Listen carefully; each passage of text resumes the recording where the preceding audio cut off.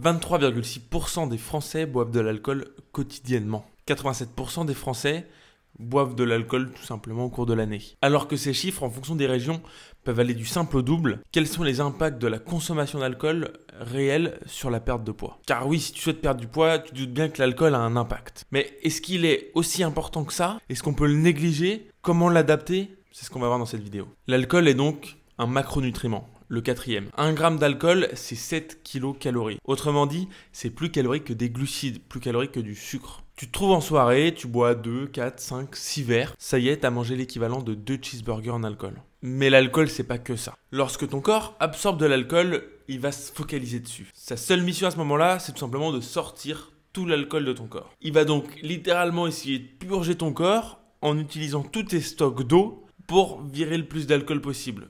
Grâce au foie, principalement. D'ailleurs, c'est une des raisons pour lesquelles le lendemain de soirée, quand tu te réveilles, tu te sens pas ouf bien. Parce qu'en fait, tu es tellement déshydraté que tu es dans un état pas ouf du tout. Genre, t'es pas bien. Parce que la déshydratation, mine de rien, pour le corps, c'est très violent. En plus des effets de l'alcool, ce qui va entre guillemets engendrer la grande majorité des effets de la gueule de bois. Le pire dans tout ça, c'est qui dit déshydratation, dit par la suite rétention d'eau. En gros, ton corps, il se met en mode survival. Tu vois, il se dit... Là, j'avais pas assez de stock d'eau pour gérer tout l'alcool, donc va falloir que je fasse des stocks d'eau. Et à ce moment-là, lui, sa solution, c'est de faire de la rétention d'eau. La rétention d'eau, visuellement, ça peut te donner le ventre gonflé, ça peut te donner l'effet aussi d'être tout flotteux. Il faut savoir que plus tu es déshydraté, plus ton corps va vouloir stocker de l'eau. Revenons dans notre soirée. Et là, c'est le moment où tu rentres chez toi. Donc, tu as bien picolé, tu as enchaîné tes verres, tu as à peu près 3 cheeseburgers en alcool. Et là, pas besoin d'être savant pour savoir que tu vas avoir un sommeil qui va être claqué au sol. Tu vas récupérer moins bien. Tu vas donc créer un déficit de sommeil. Et ce déficit de sommeil, il va se matérialiser par plusieurs choses. D'un point de vue réel, ce qui va se passer dans ta vie courante. Tu vas te réveiller le lendemain, plus fatigué, et avec un quota de décision qui va être très certainement mauvais. Tu vas avoir du mal à prendre les bonnes décisions. Tu risques même de faire des choix qui vont être complètement irrationnels par rapport à tes vrais objectifs. Tout bêtement, tu te réveilles fatigué, flemme, la tête un peu dans le cul, dans le mal tout simplement. Et là tu vas te dire, ok, mon objectif c'est de perdre du poids, c'est bon, c'est pas grave. Tu l'oublies et là tu vas te claquer un gros McDo ou je ne sais quoi, tout simplement parce que t'as pas la tête, t'as pas les idées claires, tu peux pas réfléchir bien, tu peux pas te concentrer et là tu vas manger certainement plus que de raison. D'ailleurs, petite parenthèse, mais si tu fais du sport, il faut savoir que l'alcool va réduire la capacité de ton corps à récupérer sur les jours à venir. Donc suite à ton manque de sommeil, ça c'est ce qui se passe dans la vie pour toi. Maintenant, qu'est-ce qui se passe dans ton corps?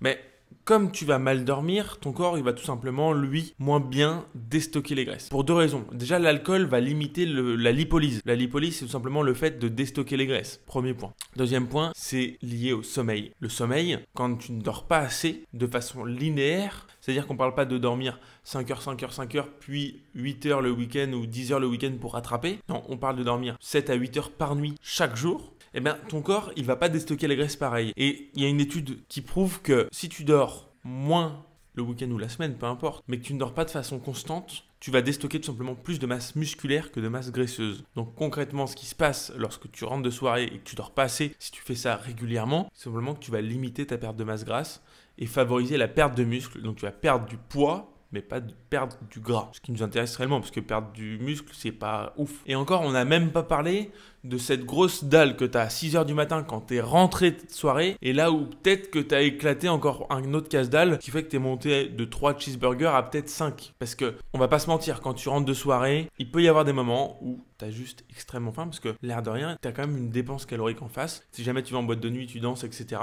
tu vas quand même dépenser de l'énergie. On n'a pas non plus parlé du fait que tu n'aimes pas spécialement boire du whisky ou de la vodka pure, et donc que tu as certainement mis du coca ou de la Red Bull avec. Bref, en une soirée, tu peux ruiner tous les efforts d'une semaine, voire plus. Maintenant, la question qui reste à se poser pour toi, c'est quels sont tes objectifs principaux? Est-ce qu'aujourd'hui tu préfères te maintenir, profiter un peu plus? Est-ce que ton objectif principal c'est perdre du gras? Est-ce que c'est de prendre du muscle? Est-ce que c'est de mixer les deux? Parce que tout est possible. Maintenant, L'objectif de cette vidéo, c'était pas de te faire une leçon de morale, c'était de te donner les clés pour que demain, quand tu es confronté à une soirée, tu puisses te dire, ok, ce soir, je vais peut-être rester un peu plus sérieux parce que en ce moment, mon objectif, c'est de perdre du gras. Ou peut-être autrement, de te dire, ce soir, je me fais plaisir, je profite, je m'amuse, je pense pas à tous ces critères-là et on verra ça plus tard parce que j'ai pas la tête à ça en ce moment et j'ai d'autres choses dans ma vie qui font que pas le moment. Encore une fois, ça veut pas dire non plus que si jamais tu souhaites perdre du gras, t'as plus du tout le droit de boire d'alcool. Là, on parle bien d'un excès et de façon régulière. Si jamais tu te mets une cuite tous les 2 mois, pas grave, d'accord? Il faut aussi relativiser par rapport aux conséquences et au nombre de répétitions que tu as. Mais maintenant, au moins, tu as connaissance de tous ces critères-là. Bien évidemment, il y en a plus. Là, je te parle vraiment des plus importants, de ceux qui vont réellement t'impacter à court terme demain. Et en attendant, tu peux t'abonner si tu souhaites plus de conseils, me dire en commentaire si tu as d'autres sujets de vidéos que